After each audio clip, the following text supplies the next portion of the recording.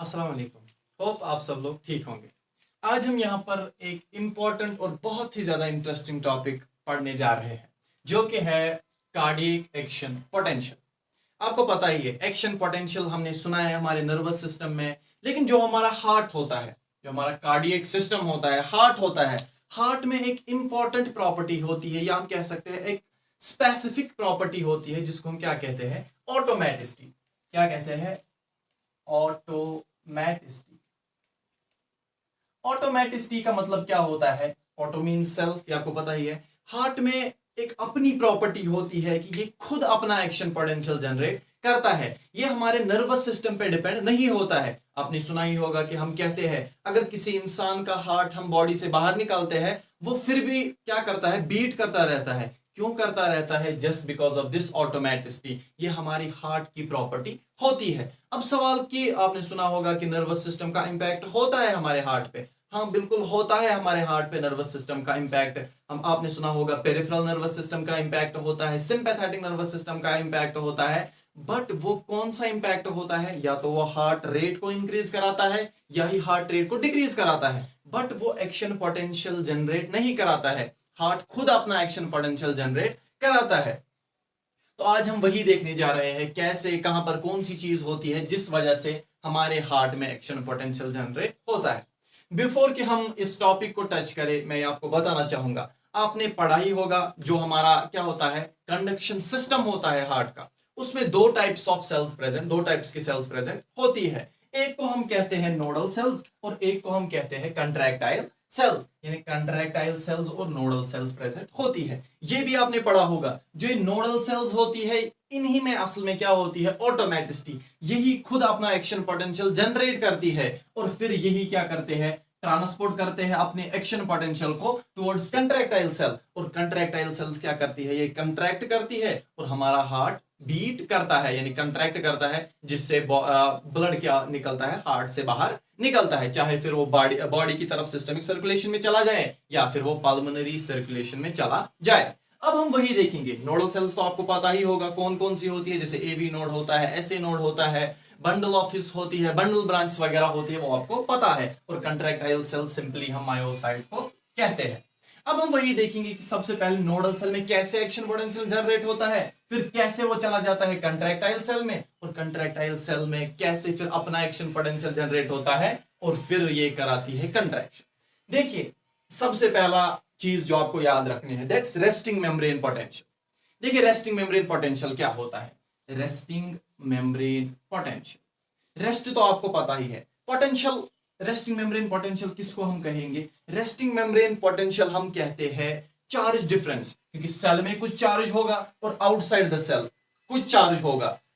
Inside और outside के दरमियान जो डिफरेंस होता है उसको हम कहते हैं पोटेंशियल डिफरेंस। तो रेस्टिंग मेम्ब्रेन पोटेंशियल क्या होता है? ये वो वाला पोटेंशियल हमारी सेल के अंदर होता है, या ये वो वाला चार्ज होता है हमारी सेल के अंदर। जो ही हमारी सेल रेस्ट पे होती है उस टाइम कितना पोटेंशियल, या हम कहेंगे कितना चार्ज हमारी सेल के अंदर होता है, उसको हम कहते हैं रेस्टिंग मेम्ब्रेन पोटेंशियल। अब ये रेस्टिंग मेम्ब्रेन पोटेंशियल डिफरेंट है, हमारी नोडल सेल के लिए डिफरेंट है और हमारी कंट्रैक्टाइल सेल के लिए डिफरेंट है। पहले हम देखेंगे नोडल सेल के बारे में। जो ही हमारी नोडल सेल होती है इसमें जो रेस्टिंग मेम्ब्रेन पोटेंशियल होता है दैट्स -70 मिलीवोल्ट। कितना होता है? -70 मिलीवोल्ट। हम ग्राफिकली यहां पर देखेंगे। मान लीजिए ये हमारा रेस्टिंग मेम्ब्रेन पोटेंशियल है, कितना है? -70 मिलीवोल्ट। अब क्या होता है, हमारी सेल को क्या करना है? एक्शन पोटेंशियल जनरेट करना है। अब एक्शन पोटेंशियल कैसे जनरेट होता है, अब हम वो देखेंगे। देखिए क्या होती है, जो हमारी ये नोडल सेल होती है इसमें एक स्पेशलाइज्ड, उसका नाम भी अमेजिंग नाम है उसका, वो क्या होता है, एक स्पेशल चैनल होती है जिसको हम कहते हैं फनी सोडियम चैनल। क्या कहते हैं? Funny sodium, sodium channel. Funny sodium channel हमारे इस नोडल सेल में प्रेजेंट होती है। ये क्या होती है? ये कंटिन्यूअसली ओपन होती है, इसके थ्रू कंटिन्यूअसली सोडियम का इनफ्लक्स होता रहता है, but slow influx of sodium.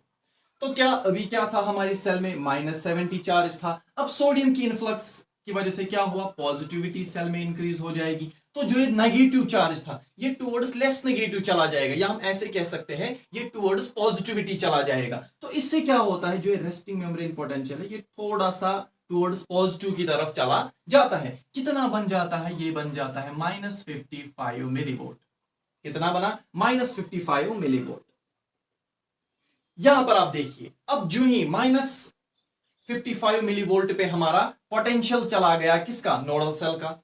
जो ही -55 वोल्ट आ जाता है सेल में चार्ज, हमारे इस नोडल सेल में एक और स्पेशलाइज्ड चैनल होती है जिसको हम कहते हैं एल टाइप कैल्शियम चैनल।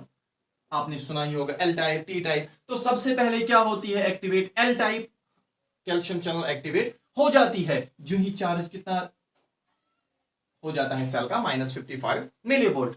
अब जो ये एल टाइप एक्टिवेट होगी तो यहां से क्या होगा? कैल्शियम आयंस का इन्फ्लक्स होगा। तो कैल्शियम आयंस अंदर आ जाएंगे हमारे सेल में। Just because these calcium ions क्या हो रहे हैं? कैल्शियम आयंस का इन्फ्लक्स हो रहा है, तो यहां पर पॉजिटिविटी और ज्यादा इंक्रीज हो जाएगी, या हम ऐसे कहेंगे कि सेल टुवर्ड्स लेस नेगेटिविटी जा रही है। अब कितना चार्ज होता है generate because of the influx of due to the influx of calcium ions? यहां पर ये सेल पहुंच जाती है -40 मिलीवोल्ट। यहां पर देखिए -55 मिलीवोल्ट से कहां चली गई सेल? हमारी -40 मिलीवोल्ट पे चली गई। अब जो ही -40 मिलीवोल्ट पे चली गई, यही होता है हमारी जो नोडल सेल होती है उसका एक्शन पोटेंशियल। यही होता है कितना? -40 मिलीवोल्ट, यानी कि सॉरी एक्शन पोटेंशियल नहीं, थ्रेशोल्ड पोटेंशियल। थ्रेशोल्ड पोटेंशियल कितना होता है हमारी नोडल सेल का? -40 मिलीवोल्ट। अब जो ही हमारी नोडल सेल में थ्रेशोल्ड पोटेंशियल अचीव हो गया, इससे क्या होता है? एक और स्पेशलाइज्ड चैनल ओपन हो जाती है जिसको हम कहते हैं टी टाइप कैल्शियम चैनल।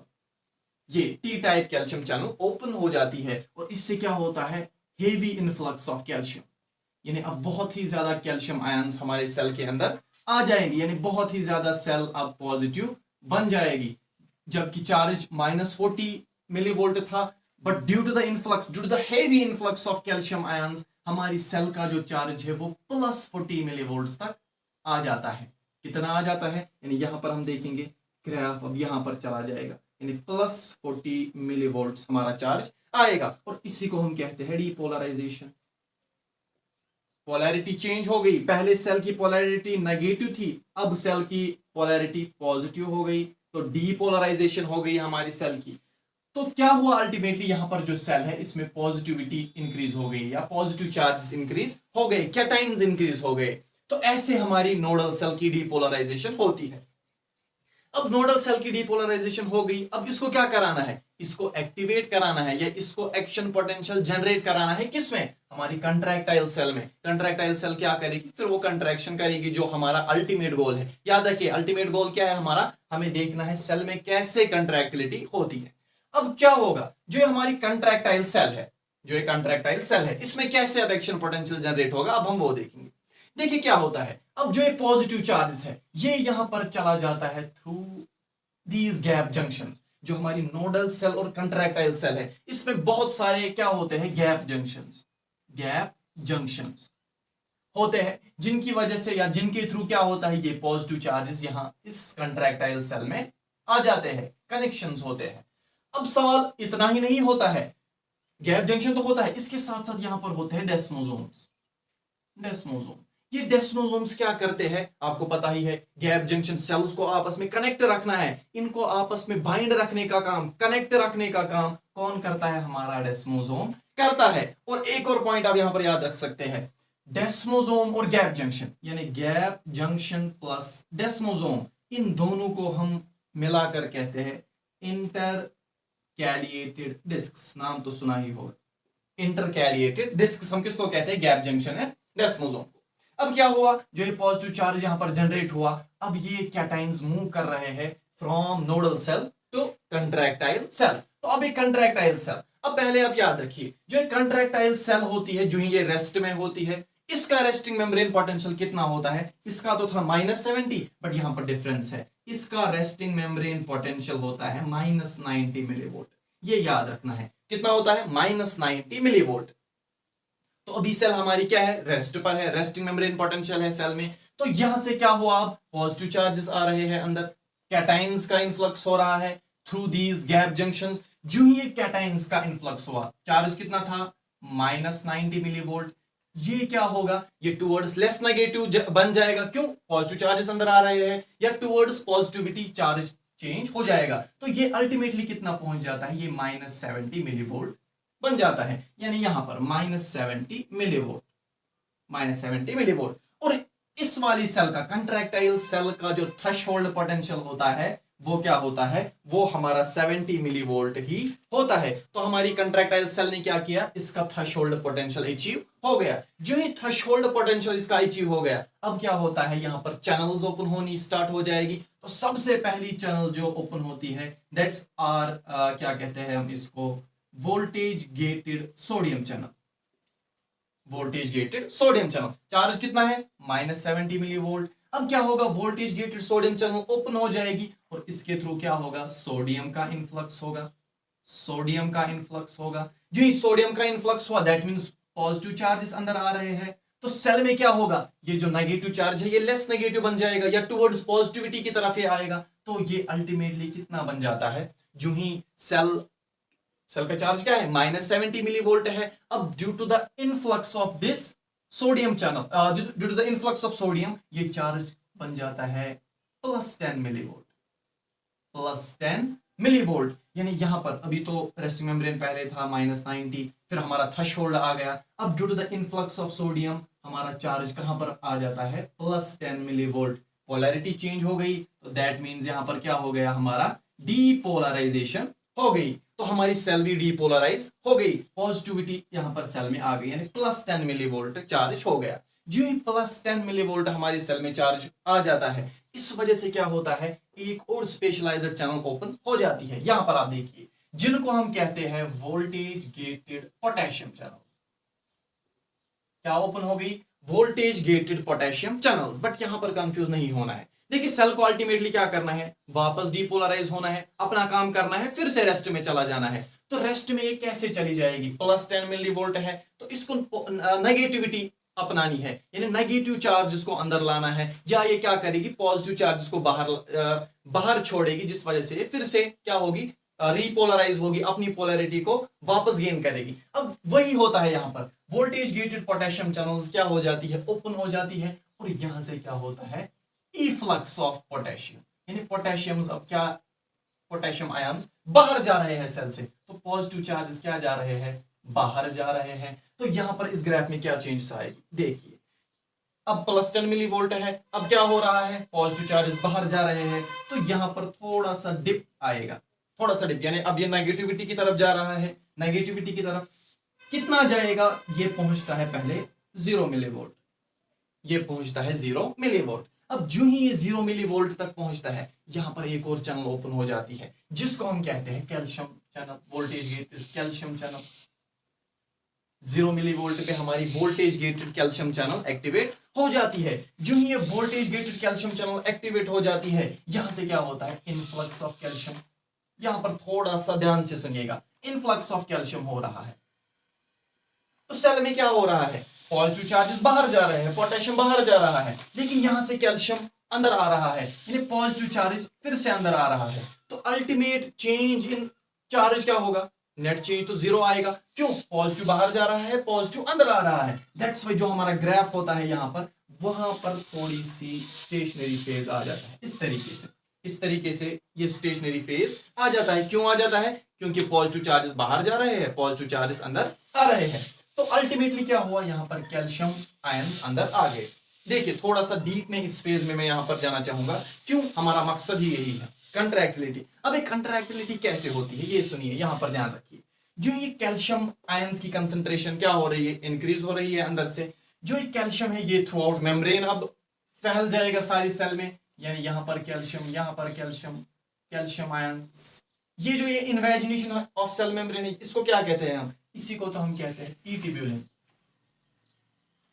आपने पढ़ा होगा, इसको हम क्या कहते हैं, टी ट्यूब्यूलिन।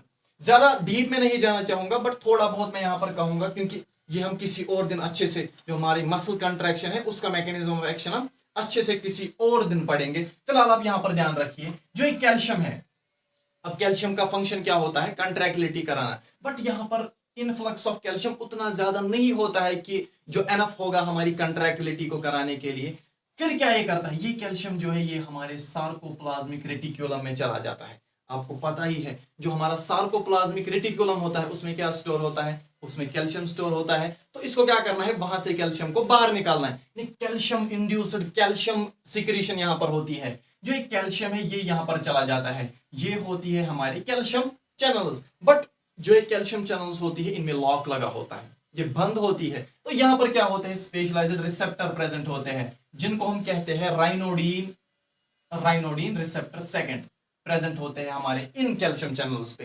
तो जो ही ये कैल्शियम बाइंड होता है हमारे इन राइनोडिन रिसेप्टर सेकंड पे, ये ताला ओपन कर देते हैं, यानी जो ये हमारी कैल्शियम चैनल है ये ओपन हो जाती है और जो कैल्शियम आयंस हमारे सार्कोप्लाज्मिक रेटिक्यूलम में थे वो बाहर आना स्टार्ट हो जाते हैं। तो अल्टीमेटली होता क्या है, जो हमारी ये सेल होती है इसमें कैल्शियम आयंस की कंसंट्रेशन बहुत ही ज्यादा इंक्रीज होती है। फिर क्या करते हैं ये कैल्शियम, ये हमारे एक्टिन मायोसिन के साथ बाइंड होते हैं और फिर अल्टीमेटली कंट्रैक्शन कराते हैं जो हमें कंट्रैक्शन करानी थी। तो इस फेज में अल्टीमेटली क्या होता है ये याद रखिएगा, कंट्रैक्शन होती है, contraction because of calcium ions. तो जो ही अब कंट्रैक्शन हो गई, जितना काम हमें करना था उतना हो गया और इसके साथ साथ यहां पर कैल्शियम का इन्फ्लक्स हो रहा था। तो बाहर जितने कैल्शियम आयंस थे अब यहां पर इक्विलिब्रियम भी मेंटेन हो गया। क्यों, बाहर जितनी कंसंट्रेशन थी उतनी ही कंसंट्रेशन अब अंदर भी हो गई। तो अब अल्टीमेटली होगा क्या, कैल्शियम का इन्फ्लक्स होना बंद हो जाएगा। तो अब यहां पर कैल्शियम का इन्फ्लक्स नहीं होगा। जो ही कैल्शियम का इन्फ्लक्स होना बंद हो गया, वहां से क्या है, पोटेशियम चैनल्स हमारी ओपन है, वो पॉजिटिव चार्जेस को क्या कर रही है, कंटिन्यूअसली बाहर निकाल रही है। पॉजिटिव चार्जेस बाहर निकल रहे हैं और जो हमारा पॉजिटिव चार्ज अंदर आ रहा है अब वो अंदर नहीं आएगा। तो अल्टीमेटली क्या होगा, जो ये हमारा तो 0 मिलीवोल्ट पहुंचा था, तो जो ये 0 मिलीवोल्ट है अब ये नेगेटिविटी की तरफ आ जाएगा। तो ये ग्राफ क्या होगा, ये नीचे की तरफ आएगा।